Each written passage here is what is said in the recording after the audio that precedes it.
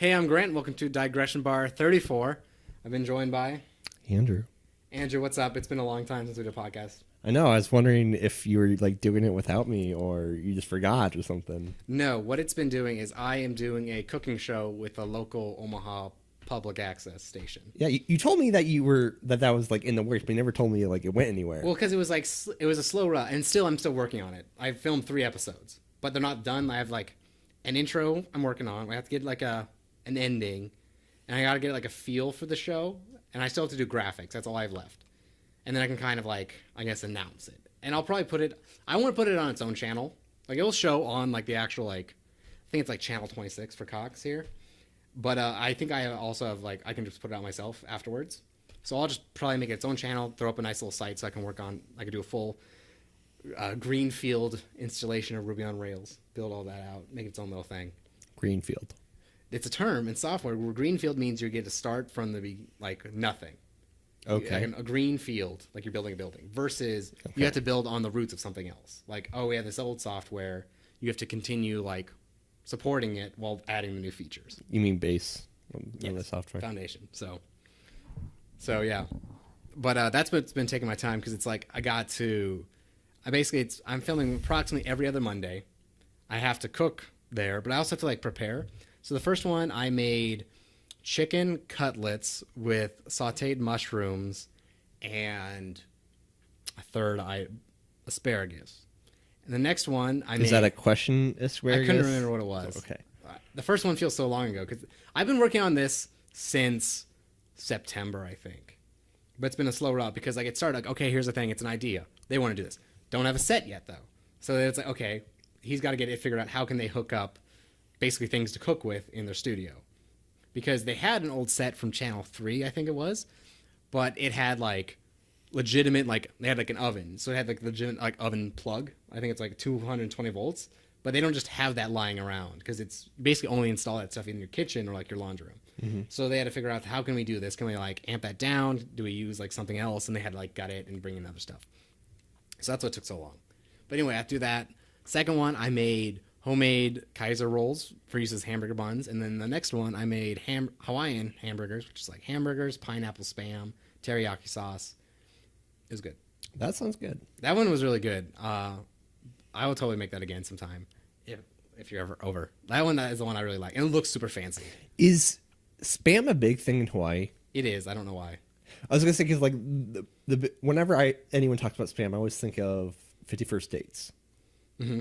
And that takes place in Hawaii. I don't know why it's big. I know I had someone in my fraternity who they were Hawaiian, and their mother and grandmother, they always cooked a lot with Spam. They came in one day and just like cooked a lot of their recipes. And it was good. It's very Spam focused, very pineapple focused. I don't know how the teriyaki sauce comes in, if that was just like a compliment, but the pineapple makes sense. Mm-hmm. But why the Spam? I don't know. It's a thing. And like honestly, I put it on the burgers. I would almost like if I made it for myself, I probably wouldn't include the Spam just because one of the big things I stress in the show is like not necessarily just taste, but having something that is enjoyable to eat. And I feel like, for example, if I put Spam on it, on top of the pineapple, on top of a homemade roll, it is too tall to eat, even if it tastes fine. So I would omit the Spam just because it's too big. How thick is Spam? It is just have you seen the can? Yes. It fully fills the can, and I slice it. Oh, I thought it was layered. No. I think you can buy layered. Like, that's what I expected. I expected, like, slices. And maybe I just brought the wrong one. Oh, we plugged in. Damn it. Is your mic working? Yeah, you're working. Yeah, I was going to say, I swapped the cords. I was like, yours isn't working. See, I'm so paranoid because even when I am, like, used to making this all the time, sometimes I'll just be like, oh, that camera feed's just, that doesn't work. And that's so stressful to deal with. When you get to the end, it's like, well, I guess you're just quiet. What happens if you did that on your cooking show? Well, luckily, I don't run that on the cooking show. I have the station manager and 2 interns that do it for me. Okay. Well, not for me. Does it for them because it's their content basically. But then they get to learn how to run all this stuff. He gets to have like a cooking show because he's really into cooking shows. The guy who runs the station, and I get to do a show. So are you alone on the show? Just me right now, but I want to bring in guests. I have a couple ideas. It'd be fun. I'm feeling it out because, like, for example, I would prefer like a co-host almost. That's what I was thinking. Mm-hmm. But honestly, I was like, when I first did like the chicken or like, for example, the burgers, that was meant to be one show, the burgers and making the rolls. And then we went and I made the burgers and it's like, that's 50 minutes. I'm like, wow, I only need to fill 28. So maybe if I don't want to bring on a guest because I'll fill way too much time. It's like the podcast where it's like, we're going to do 45 minutes. And then hour and a half later, it's like, I need to cut this down. So you shoot continuously. Yes, it's live to tape is what it's called. So there's someone in basically I don't know what it is, the box behind the cameras that is like live switching between them. Okay, why did it take 50? So what were you doing in the downtimes?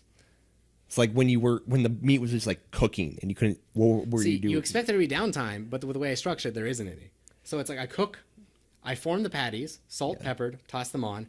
Then I go cut the pineapple, cut the Spam, season that. I use the leftovers to make kebabs, like shish kebabs on a stick.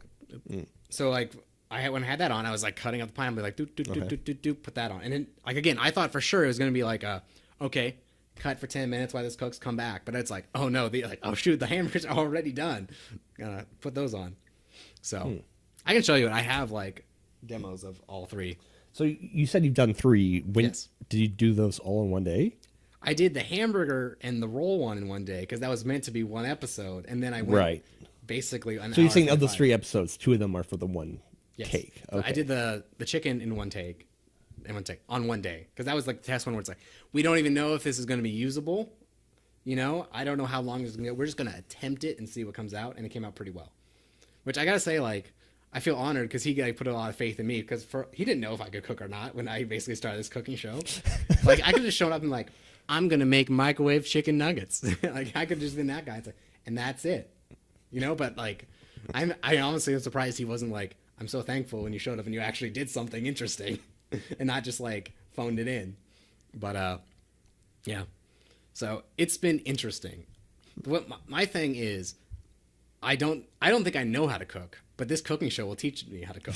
Like I can make my own bread, but I've never made like Kaiser rolls, much less like the Kaiser rolls that are like kneaded like pretzels. But it's like, you know what? I'm going to learn to do that because I have to do that. I baked so much on my Sunday before I recorded that episode. So the show's not teaching you; you're learning to do the show. Yes.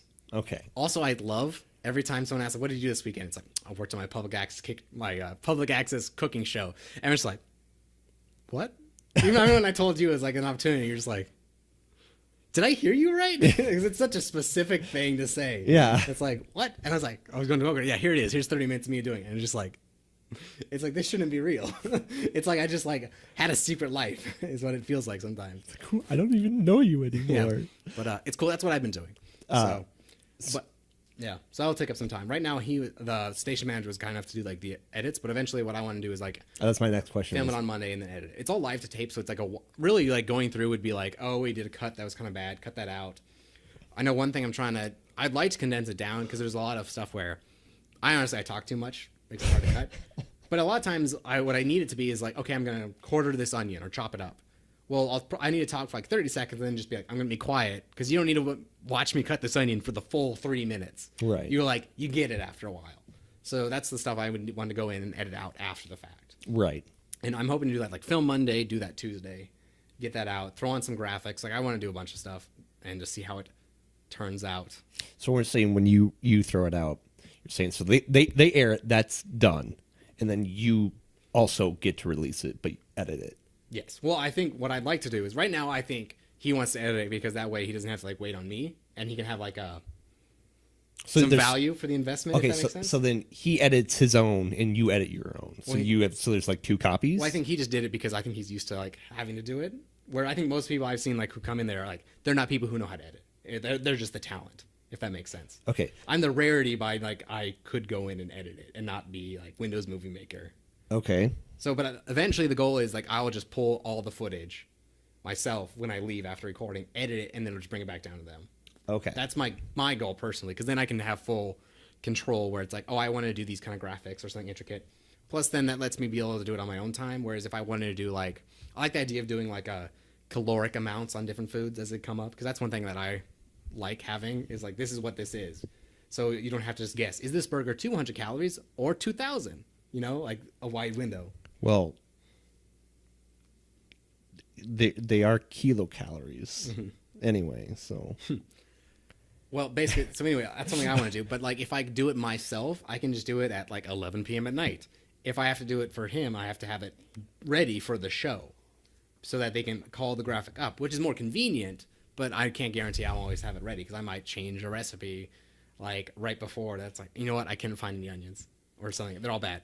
So cut that out or something. By the way, is this totally like volunteer work or? It's volunteer, I Okay. guess. Yeah. For me, it's volunteer. I don't get paid, but I get the Product. show. Yes.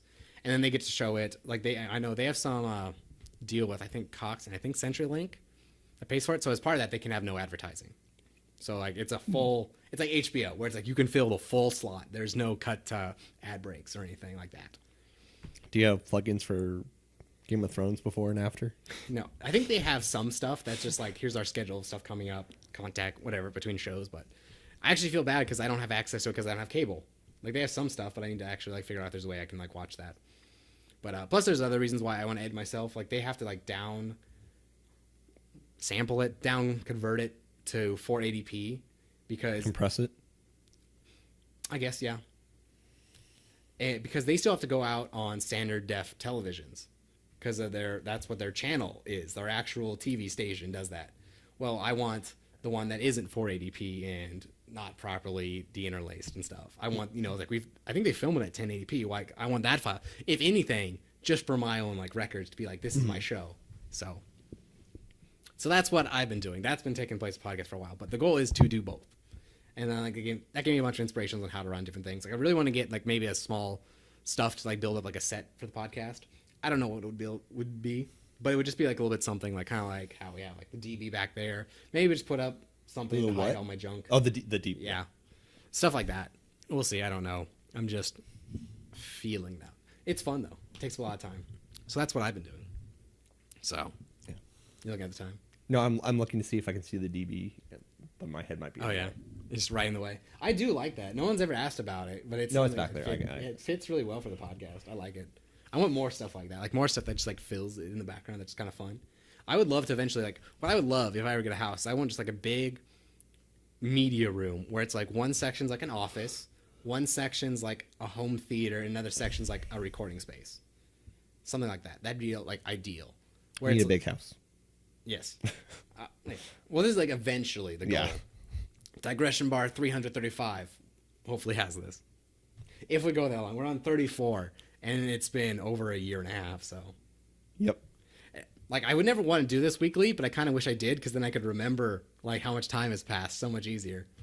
But yeah. What's up with you? I don't want to dominate this conversation with my cooking show because I could. I don't know. I like talking about like elaborating. Like, okay, elaborate on this because I like. What do you mean by this? X, Y, and Z. We have a whole like name and everything, and I can go more into it when it's official. Like this is it. This is Right. the idea we're going for. Final stamp. That's when I'll talk about like this is where it is, and this is how you can watch it, and this is what it's about, and this is what it's called. Waiting for that, and then that's when I'll go talk more. But yeah, it's fun. It's one of the perks after you're done that you get to eat the food you made. Yes. Well, I provide the food, so the food's mine. Oh. But anyone who comes is free to. So I partake. hope you eat it. Yeah, I ate it. Well, it's actually a problem because one of the premises of the show is I like to eliminate like waste. Like a big issue for me is like, oh, I want to make Brussels sprouts, but if I go to a grocery store, I have to buy 2 pounds of Brussels sprouts. And then okay, Yeah, see. so I need to have recipes that like. The goal is to have recipes that either don't have a lot of perishable ingredients, so stuff like the bread perishes, but if I make it myself from like flour, the only thing that really perishes is the yeast. Everything else can kind of just sit there. Yeah. So anyway, that's the goal. But what's almost, I guess, like not ironic but annoying is in doing the show about that, I end up with like 6 burgers I need to eat in my fridge because I just made a meal that was meant for like several people on a show. Yeah. But I need to get consumed. So yeah, I'm still going through that. So you don't give it to. I offer, but they don't always want it. Because it's like you also don't like how late it goes, and we've only filmed twice, so it's not like Right. they expect to like have food. Plus, also they don't usually know what I'm making ahead of time, so it's like they don't want to like, oh, I'm gonna get a burger because they don't know that. I could be cooking something really weird, honestly. Or it's like I'm vegan. Yeah. Or like for example, like now I know I split the burger one into 2, but like for example, if they're expecting a meal and it's like, oh, I'm just making bread today. It's like, well, then I expect like a meal, and here's 2 loaves of bread you could eat. It's like that's not exactly ideal. Well, even if it's not a meal, it's like, oh, okay, you're not eating for a little bit. Here's a little thing to pull you over for a couple hours. They're free to partake, and I'm sure that'll become. Well, no, I'm not saying. I'm just saying. To me, it doesn't make sense why they wouldn't be like, oh, might as well. Yeah, I don't know. I think it's just like odd because it's the first cooking show they've done on there in a while, so it's definitely like feeling it out compared to some of the other shows that they do. But I really like it. It's really fun. I feel like it's been a long time coming because it's slowly going. Like I start off by basically just like going down there on Thursdays and just kind of seeing how they filmed and stuff. But hopefully it should be fun. I'm hoping to do some more big stuff that should be neat. And like I said, I would love to like push it to its own channel, make it its own thing. Probably won't even run like ads on it. I think I could though if I wanted to, but I would need like a whole YouTube thing, whatever. Yeah. But it'd be a fun like place space. So the main thing I like about it is I can make a website for it, and it doesn't have to be huge. It's essentially just make a blog. That's all it ever needs to be, and that's a very nice challenge as a coder to be like, this is exactly what I know, exactly what I want, and it never needs to grow to anything bigger. Just do it, done, and I think that's nice. So. Next time I film, I think I'm making calzones. I made that with Jamie, homemade calzones. That one was not that hard at all. And what I like about it is you make the pizza dough 24 hours in advance and it just sits in your fridge. So, although I will say, one of the issues I have is I made that bread, and I didn't cook the bread on the show. I just had like, here's the done rolls, here's the intermediary step, here's like me making the dough. I still have the dough. That was the intermediary step. And it has not stopped rising in my fridge. But I don't want to like just throw it in the trash because then I have a ton of bread dough that's just going to rot until I take it out. So I need to deal with that. But I keep putting it off, and it's like it started out like this big, and you can see it in there. It's like filling that entire canister and like pushing the lid off because it will not stop rising. You should cook it. But I know I thought about that, but again, it's a lot of dough. So am I just going to have like a mega bread roll? But if it's going to go to waste, you should just cook it, and we can have it during D&D. I could give it a try. I don't know if it's still good like that. But the big thing is like if I have like a whole cake pan of bread, like I'm still trying to keep my diet as best as possible. Yeah. And if I have a whole cake thing of bread, I'm gonna want to eat it because it's just a whole. But it's just like basically 3 loaves of bread is what that's gonna come out to be. It might be good, but it's just like I don't want to have it around. No. No. I will make you those rolls sometimes if we ever like hang out, like food, because those are really awesome. There's a bunch of different ways to make them, and it's just like it's neat. And the Hawaiian burgers are awesome as well because they look like. One of my goals was to make like I want to learn how to make staples so I can make variety based off them. So like I want to learn how to make a burger so that I can make like different burgers, like fancy burgers, like a Hawaiian one. Because I feel like that's something when you go to a restaurant, you're like, oh, look at all these different like variations you can get. But whenever I'm at home, it's like patty, cheese, basic, like the most basic thing ever. When that's like I want like I don't know. A soy sauce based burger or something. Same with like steak. I want to learn how to make like ramen. I want to learn how to make bread. Like really like I can make bread. It's simple, but can I make a baguette? Ramen? Yeah, that's another one I want to make. Ramen with steak in it? No, like these are separate meals. Oh, okay. So like steak's one other one where it's fairly easy to make steak. Yeah. But there's a lot of like really intricate steaks you can make as well. So like if I want to make a steak that's super like southern versus a steak that's more like Asian themed. Yeah. Like one thing I love, but I never do is marinade steaks. Because marinated steaks are delicious. See, that's a good example where it's like there's so many things where like this cooking show gives me an excuse to do. Because I've done it before, but yeah, I would never like go out of my way to do that otherwise. Or like a calzone I would make, but it's like a thing. But because I have to do it for the cooking show, guess what, Jamie? You're getting as many calzones as you want. And she's like, yeah. So. Like calzones, like that's one I would totally recommend because the dough is so easy to make, and then you're just like plopping it over and cooking it, and it just looks good. Like I got pictures of everything. I just been like posting to my Twitter. It's like, nice. Like here's some calzones, here's some rolls, here's some burgers. It's awesome. So, yeah. So switch gears. The other thing I've been doing a ton of is I have 3 games of D&D each week now. 3? Yes, I have 3. What's the Not third? every week, but I have our weekly game on Wednesday on Roll20. I have one for your brother now in person on Saturdays, every other Saturday today. We're doing and then today. I have one on Sundays with Walkers. With the Oh. Yeah, Grant Walker is running one. Wait, is he DMing? Yes. Okay. And it's very like nonchalant. He was doing it for some friends who never played before, and they're all like fairly new. It's going okay, but it's a lot like less structured. Is it like our first campaign? No, because like they obviously like they know like the Walkers know what they're doing and stuff. Well, right, but Walker's also DMing. But I think it's pretty structured. Well, like the one we did was a fairly simple one. It's just basically like a one-off dungeon romp, and then we're moving to another one which is entirely based in like a big city, which is very different than what we normally do. I was gonna say, and I'm sure this is not tied into like Horde of the Dragon. No, I don't think so. But I don't know. Like there might be ties in, or it's hard to tell because Grant's DMing. I don't know. Maybe he's like cutting the ties, or maybe there is. Because like I didn't know if you knew this, but there was a lot of stuff we're doing Lost Mines of Fendelver for your brother's game. Yep. And there's a lot of stuff I'm now noticing now that tie back to the Princes of the Apocalypse. Like very tiny stuff, just like the Lion Shield Coster is based out of Yatar, the town you drop the hammer on. And it's just like a really tiny detail. It's like, oh, I know that city, you know. Stuff Lion like base the coster. Where do we? the Lion Shield Coster. Yeah, were we encountered that before? It's in Phandalin. That's the main town. Oh, I forgot that's there. Yeah. Yeah, it's just like a thing. It's just like so Huh. there might be ties in like that. I will say, of course, every single time Cole comes up with like a character that's way better optimized than mine, I play like a bard / rogue, and I'm like, I throw a dagger, and he's like, I sprout fiery wings and soar in the air, and I start casting twin fireballs, and I'm just like, cool. And I grow to twice my size. What level are you? He was like level 3. Oh, what level are you? Same. Well, I was it was level 2. Level 2. But I was. Wait, he's shooting fireballs at level 3? It was something weird. I knew he like twin spells. Okay. It was some very specific What thing. was he playing? He was playing, I want to say, a wizard, and the race was whatever the angel race was. Celestial? No. I know what it is. I don't remember what it's called. They're not angels. ASMR. What? ASMR. It's spelled. It's not spelled ASMR. Right. It's pronounced- Mari or yeah. something like that. But and I'm just like I throw another dagger, and I mock the dude. And if it's You're hectic, I cast dumb. Thunderwave. No, it's a whole thing. I wrote a whole like I should show you. I made a PDF of my bard writing of the travels. That was kind of neat and looks all official. It's No, fun. but I'm just going to say the vicious mockery part. The mocking. You're stupid. Oh yeah.